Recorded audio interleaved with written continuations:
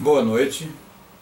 Hoje estamos falando diretamente aqui de Palmas, do Centro Espírita Bezerra de Menezes, e a palestra pública desta noite será feita pelo nosso irmão José Teixeira. O mesmo falará sobre o tema reencarnação no seu aspecto espiritual. Por que nasce alguém, por exemplo, em um castelo e outro em uma favela? Por que a razão da dor? O que é prova, expiação e missão? Tudo isso vamos ver com o nosso irmão Teixeira. Tudo, mas tudo de bom. A Sala Luz no Caminho lhe deseja uma boa palestra. Tudo de bom. Amados irmãos e irmãs, o tema da noite de hoje é reencarnação. É claro que nós sabemos, como estudiosos da doutrina espírita, que esse tema é vastíssimo e possui diversas facetas. Na noite de hoje, nós iremos abordar o aspecto filosófico-moral em síntese e o aspecto da embriogênese do processo reencarnatório. Numa outra oportunidade nós abordaremos. Para começarmos a falar deste tema, é importante recordarmos os princípios básicos da doutrina espírita, sobre os quais assenta-se todo o pensamento e a lógica da doutrina espírita. Primeiro, a existência de Deus, inteligência suprema, causa primária de todas as coisas. Segundo, criado por Deus dois princípios: princípio espiritual, princípio material, que interrelacionam-se o tempo todo e de onde derivam todas as formas e substâncias já conhecidas e ainda desconhecidas pelo ser humano. Terceiro, a existência do Espírito. No reino hominal, diz-se que é o princípio inteligente do universo, criado por Deus, contendo a inteligência e a consciência, ferramentas com as quais, de ser simples e ignorante, torna-se um ser que exercita o livre-arbítrio. Quarto, a pluralidade dos mundos habitados. Mundos derivados do princípio espiritual, daí porque dito mundo espiritual, e mundos derivados do princípio material, daí porque se diz mundo material. Para nós, mundo corpóreo. Nós temos um quinto princípio, que é a pluralidade dos mundos habitados. A pluralidade das existências. É esta a ação da reencarnação. E a comunicabilidade entre esses dois mundos, chamado mundo corpóreo, material, e os seres do mundo espiritual. Deus, existência do Espírito, pluralidade dos mundos habitados, pluralidade das vidas e a comunicabilidade entre os seres destes dois mundos são a essência básica dos postulados da doutrina espírita. processo da reencarnação, é preciso olharmos uma informação que nós temos nas obras básicas, aonde Kardec questiona da seguinte forma: dos dois mundos, o mundo espiritual e o mundo material, qual é o primitivo? Qual é o mais importante? E recebe como resposta o mundo espiritual, de tal sorte que o mundo material poderia jamais ter existido sem que alterasse em nada a essência e a existência do mundo espiritual. Porém, para se manifestar, o princípio espiritual precisa do princípio material. É por isso que há uma inter-relação constante entre essas duas naturezas. Ok, nós temos então a seguinte circunstância: os corpos materiais são formados por sistemas. Os sistemas são formados por órgãos, os órgãos por tecidos, os tecidos por células, as células por moléculas, as moléculas por átomos. Átomos, energia pura. O que acontece? Na Gênesis vai dizer: tu és pó e ao pó retornará. Quem? Os corpos. Porque Jesus diz que para o mundo espiritual, da carne, nada se aproveita. Muito bem. Ocorre que nós vamos observar algo muito interessante. Observando aqui a Terra, nós vamos verificar que nós, cada um de nós aqui, iniciamos a nossa existência corpórea através de um gameta masculino e de um gameta feminino, que se unem. O princípio celular começa a se multiplicar, vai se multiplicando, vai formando o feto, nasce o bebê, nós crescemos, nós viramos adultos, nós envelhecemos, os corpos perecem e esses corpos desaparecem e voltam a ser exatamente aquilo que sempre foram: cálcio, ferro, cobre, cobalto, hidrogênio, oxigênio, tudo que está na tabela periódica. Quantas vezes isto acontece?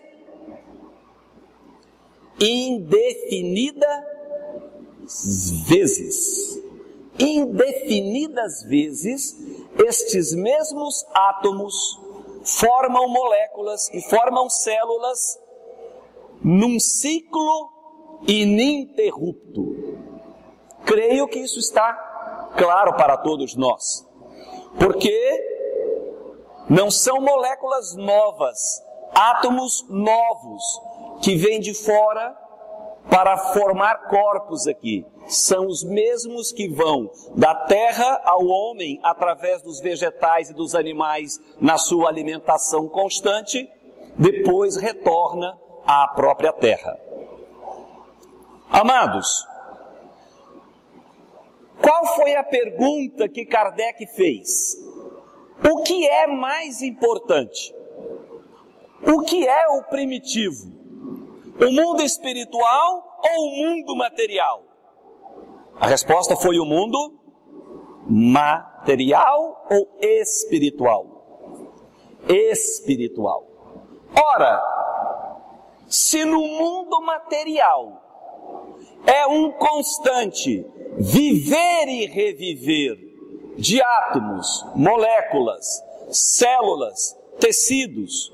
Se no mundo material isso está claro, o tempo todo é assim, no microcosmos e no macrocosmo. Pegando o macrocosmo, o que é a Terra?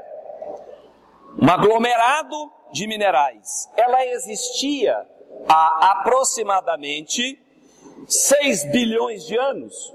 Segundo a ciência, não. Segundo a ciência, a Terra se formou entre 4,1 a 5,3 ou 5,7 bilhões de anos. Então, há 6 bilhões de anos, de acordo com a ciência, a Terra, tal como está aqui, não existia. Ela se tornou, antes de ser isso, um aglomerado de poeira cósmica. Essa poeira cósmica, sim, existia em um astro que, segundo a ciência, explodiu.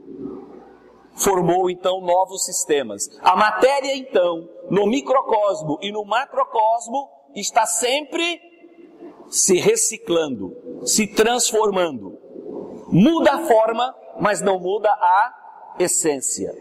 Se no mundo material há essa reciclagem, essa transformação constante, e o mundo verdadeiro é o mundo espiritual, por que no mundo espiritual não haveria uma constante transformação?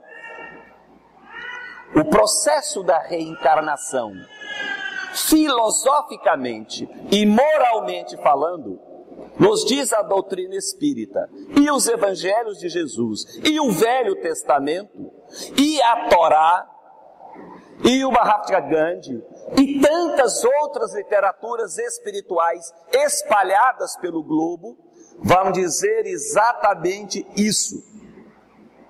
Existem, espiritualmente falando, várias vidas no exercício da matéria. Vamos tentar trazer um pouco da didática. Deus criou os espíritos, simples e ignorantes, dotados de inteligência e consciência, para que com essas ferramentas exercitem o livre-arbítrio, progridam com pleno conhecimento das suas leis. Amados, quantas leis existem de Deus? Nós nem fazemos ideia. Nós nem fazemos ideia. Mas é necessário, segundo a informação espiritual, que nós conheçamos e pratiquemos as leis de Deus. As leis que regem a matéria são de Deus? São, porque foi Ele que criou a matéria, o princípio material. Lei de atração, lei de gravidade, lei atômica forte, lei atômica fraca, eletromagnetismo, biomagnetismo, tudo isso é lei de Deus. Da química, da física, da matemática, da biologia, tudo isso é lei de Deus. O homem criou, por exemplo, a lei da relatividade. Ele só descobriu que ela existe. Quando nós vamos falando sobre esse processo do ponto de vista filosófico-moral, é importante nós irmos observando esse cenário macro das circunstâncias. O processo de reencarnação não é apenas um postulado teórico das religiões. A razão vai nos explicar que assim é. Observemos. Uma pessoa, uma mulher, está gestando um bebê aqui no Brasil. Nesse mesmo instante, uma outra mulher está gestando um bebê na Inglaterra.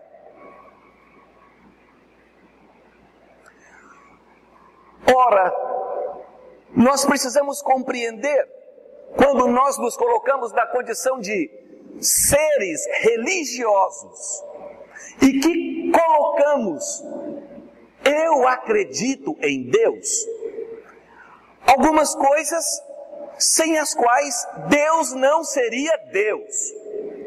Por exemplo, infinita bondade, infinita justiça, infinita misericórdia. Porque se não fosse Deus infinito, nesses três elementos que nós acabamos de citar, a nossa mente poderia supor um ser mais perfeito. Então, nós imaginamos que Deus é infinita justiça, não há nada superior a isso. Deus é infinita bondade, não tem nada mais bom do que Deus. Deus é infinita misericórdia, não tem nada mais misericordioso do que Deus. Só para ficar nesses três. Se Deus criou tudo, a matéria que gera os corpos e o ser espiritual, significa que o ser espiritual e o ser material, os corpos e os espíritos estão sobre a égide da justiça, da bondade e da misericórdia de Deus. Até aí estamos concordes? Muito bem. Nasce o bebê na Inglaterra, filho de um rei com uma rainha, num castelo, com todas as benesses materiais possíveis e imagináveis. Educação primorosa, suponha-se que terá. Cuidados do ponto de vista da saúde, de todas as circunstâncias que levam a uma nutrição adequada, a uma proteção social. Supõe-se que esse príncipe terá. No Brasil, poderia ser, por exemplo, na África, em qualquer local, mas colocamos Brasil, ali, no Morro do Alemão, ou na favela da Rocinha, acaba de dar à luz também, no mesmo dia, na mesma hora, uma senhora, que pelas dificuldades imensas da vida que atravessa, e as ignorâncias que ainda experimenta, recebe o título de prostituta.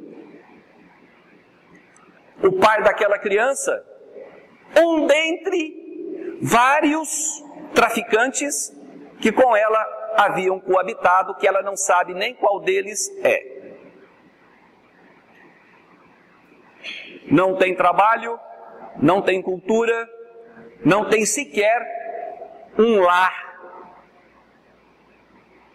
E aí a razão chama-nos a atenção da seguinte forma: se, em tese,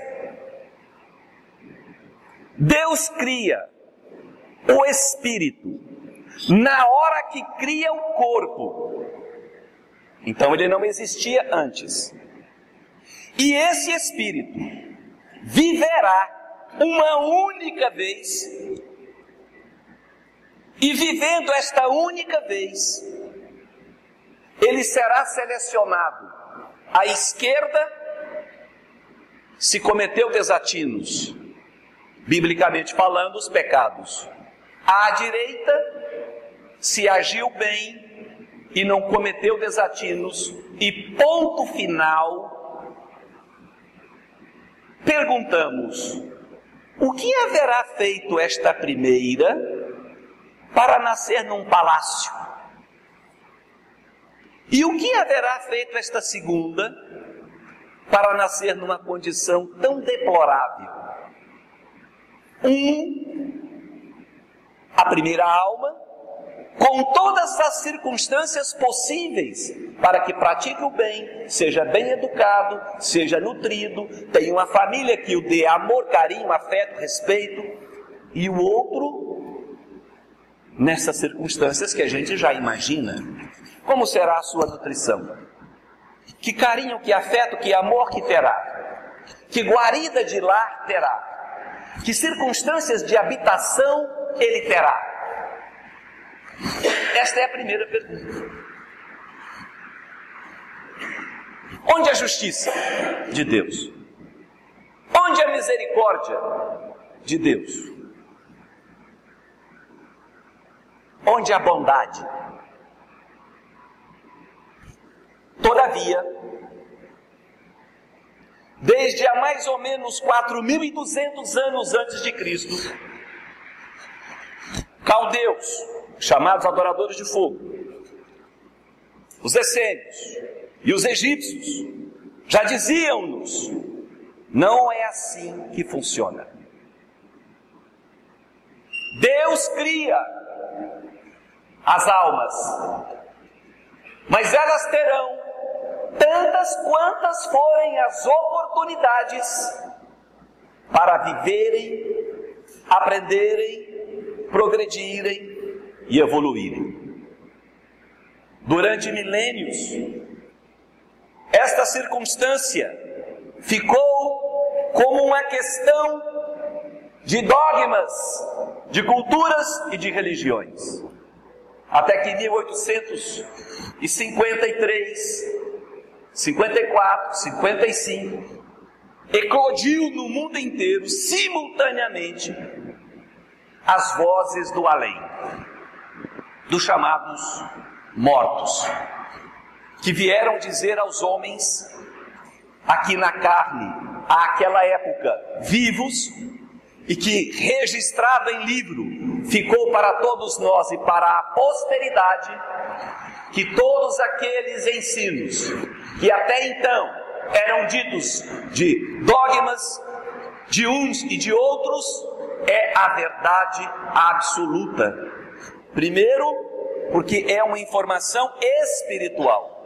Mas não apenas por isso, nos diz a própria entidade espiritual que se intitulou Espírito da Verdade, dizendo-nos: consulte a vossa razão e o vosso bom senso para compreenderem a magnanimidade de Deus, que na mesma circunstância que faz com que a matéria transforme-se incessantemente dos átomos aos corpos, dos corpos aos átomos, em ciclos indefinidos, também o faz com as almas que vivem na matéria, tantas vezes quantas sejam necessárias para aprenderem, progredirem e evoluírem.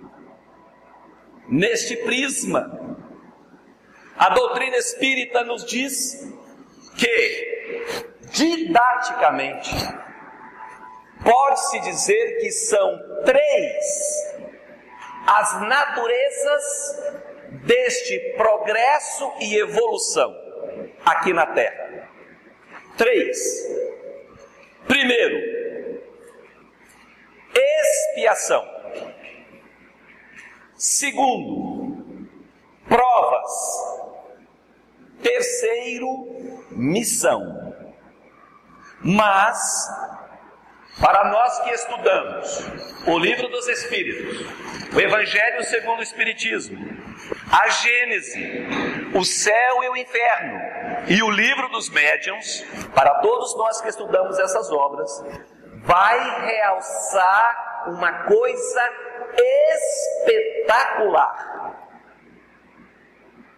que muitos de nós que ainda não chegamos nessas etapas do estudo, às vezes confundimos.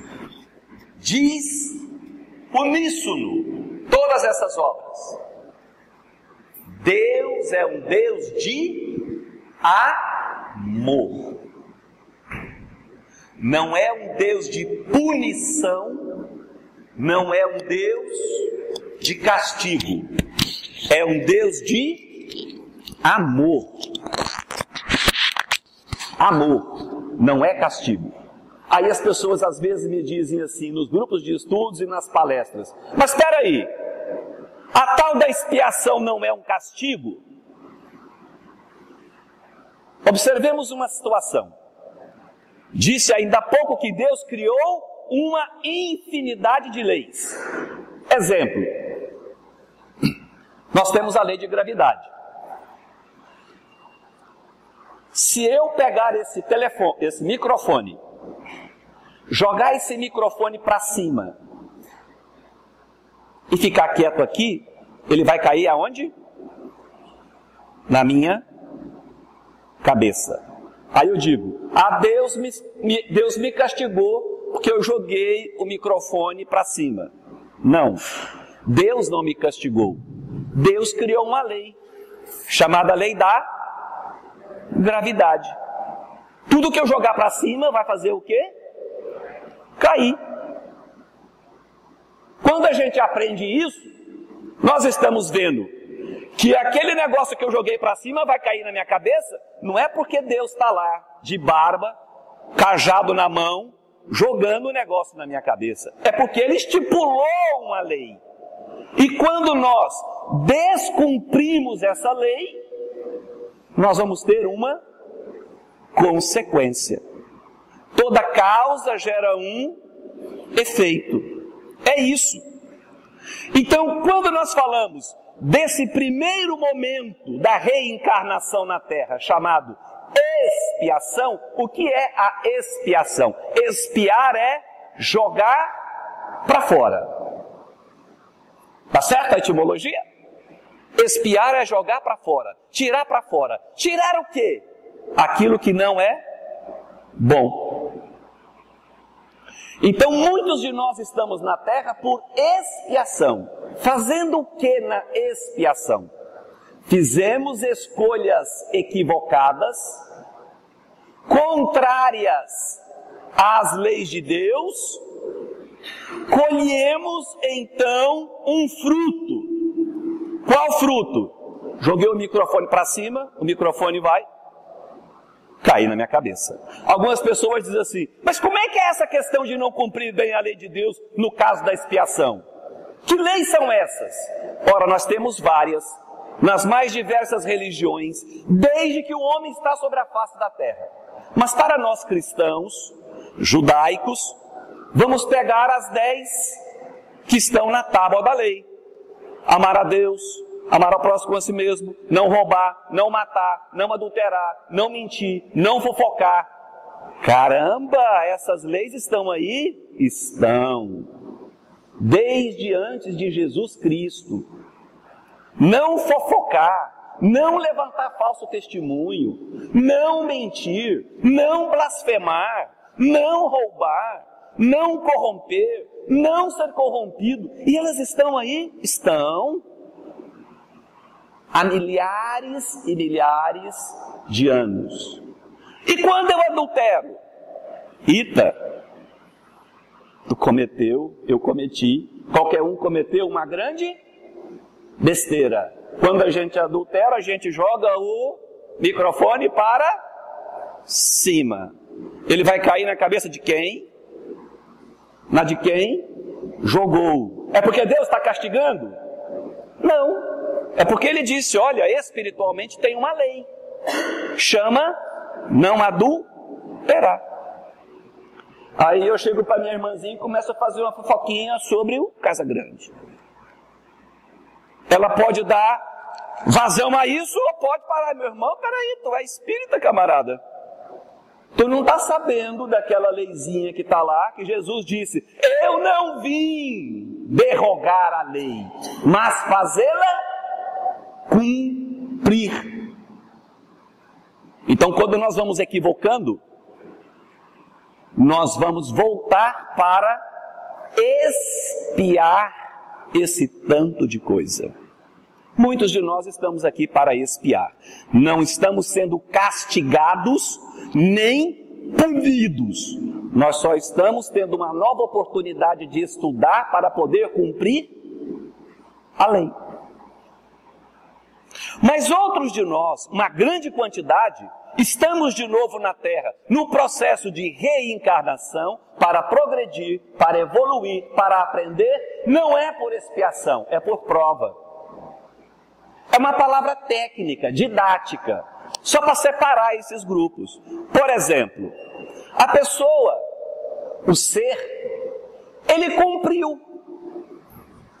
Lembra aquela passagem que o rapaz chega para Jesus e pergunta para ele: mestre, o que devo fazer para ganhar o reino de Deus? Você deve cumprir as leis. Mas que legal, eu não matei, eu não roubei, eu não adulterei, eu não menti, eu não jurei em falso, eu não levantei falso testemunho sobre ninguém. Então eu posso ir contigo, mestre? Pode. Vá, venda tudo o que tens, distribua aos pobres e siga-me. O que aconteceu com o cabra? Meu Deus do céu, vou ter que me desfazer das fazendas, dos castelos, dos cavalos, das carruagens. Jesus, depois eu vou, tá? O que Jesus colocou para ele ali? Uma prova. Uma prova. Ou não é uma prova? O que acontece com muitos de nós que estamos em prova? O que acontece na escola? A gente vai para a aula, né, com o livrinho debaixo do braço. Primeira aula, segunda aula, terceira aula, quarta aula, quinta aula, sexta aula, sétima aula, 10ª aula, e o professor fala: 11ª aula não é aula, é prova. Prova de quê, professor? Das 10 aulas que você já teve para trás. Eu quero saber se você está pronto e se você de fato sabe e dá conta de aplicar aquilo que você estudou. É isso que é prova. Então, por exemplo, muitos de nós batemos o joelho no chão de manhã cedo: Senhor, eu te sigo, Senhor, Senhor, Senhor, Senhor, me fortaleça, me dê saúde, me dê paz, me dê alegria, me dê bom trabalho, me dê boa esposa, me dê bom filho, me dê bom marido, me dê bom carro, boa casa, bom trabalho. Deus dá tudo aquilo ali. E de repente vem uma menina bonita pra caramba, aquela maravilhosa. Ou para as meninas vem aquele cara bombadão, saradão. E aí o cara pensa: bicho, mas eu tô com uma tremenda de uma aliança aqui e ela tá dando bola para mim, e agora? E aí a menina pensa: caramba, mas eu tô de casamento marcado, é o mês que vem, será que aquele negócio da despedida de solteiro vale ou não vale? Nós estamos sendo colocados em provas.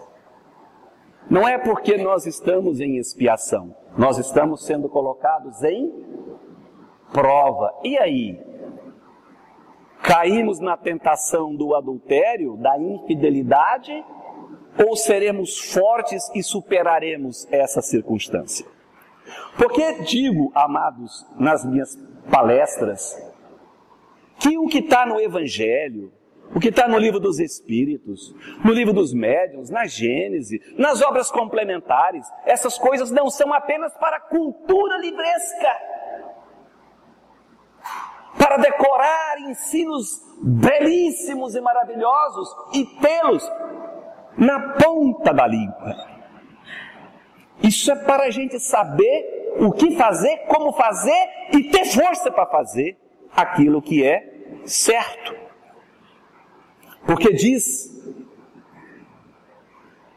uma palestrante espírita, falando sobre uma fala de uma entidade espiritual, porque o errado é errado ainda que todo mundo faça. E o certo é o certo ainda que ninguém faça. Então nós estamos aqui num processo de vidas sucessivas na Terra, através do processo de reencarnação, por expiação e por prova. Mas também estamos por missão, alguns de nós. E o que é esta missão? Aquela alma nunca fez mal ali na vida pretérita, logo após aquela, ou numa anterior. Ele cumpriu todo aquele desiderato que está nos 10 mandamentos e que Jesus disse que veio fazer cumprir. Ele também já passou pelas provas necessárias que tinha que passar. Poderia estar em uma das muitas moradas da casa do Pai, como diz Jesus, lá no mundo ditoso, mas prefere ficar aqui na Terra, que é um planeta de provas e expiações. Para quê? Por amor à humanidade, por amor a um grupo familiar, por amor às vezes a um único ser que ele pede, o espírito de Escol, o missionário, pede, roga a Deus que permita a ele retorne na carne aqui na terra para cumprir uma missão. Qual? Resgatar do lodo a planta preciosa que é uma alma divina. Ou às vezes uma família, ou às vezes uma comunidade, ou às vezes a humanidade inteira, com seus ensinos e com seus exemplos. Estes são chamados missionários. Estão habitando aqui conosco, nesse planeta de provas e expiações, aonde a maioria de nós estamos reencarnados em expiação, uma boa quantidade em provas e uma minoria em missão. Mas a razão vai nos dizer, ao analisarmos todo esse conjunto de homens sobre a face da terra, a diversidade que são os caracteres, os princípios morais, a ética praticada entre os homens, que de fato, imaginar que todos nós, atualmente na Terra, mais de 7 bilhões de almas respirando, fomos criados todos neste fim de século XX, princípio de século XXI, e que os incontáveis bilhões de trilhões de quatrilhões de homens que já viveram sobre a face da terra no passado, todos estão estáticos, dormindo, aguardando um momento específico de julgamento. Aqueles que viveram de 100 anos a alguns minutos na terra, todos. A razão nos diz, o bom senso nos diz, que assim não pode ser. E ao contrário, a razão e o bom senso, além das próprias informações espirituais sobejamente espalhadas sobre a face da terra, nos dizem que se ao olharmos a existência espiritual num contínuo, aprendendo no plano espiritual, aprendendo na matéria, voltando ao plano espiritual para aprender mais, voltando à matéria para continuar aprendendo, em ciclo após ciclo, num progresso, numa evolução perpétua, nós vamos verificar a grandeza e a magnitude de Deus.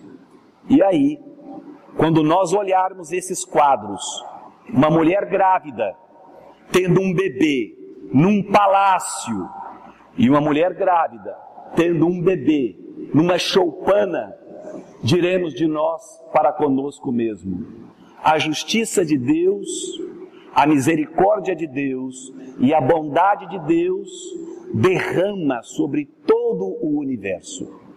Se não compreendemos os desaires pelos quais nós estamos passando, tenhamos fé inabalável que todo efeito tem uma causa. E que se o efeito nosso neste momento é esse que nós estamos passando, uma causa maior há de ter. Que Deus nos fortaleça para, numa futura vida, termos uma condição melhor em todos os aspectos da que nós temos agora. Dependendo, evidentemente, do exercício das ferramentas que Deus nos concedeu. Inteligência, consciência e livre arbítrio. Muito obrigado pela atenção de todos aqui presentes nos dois planos da vida.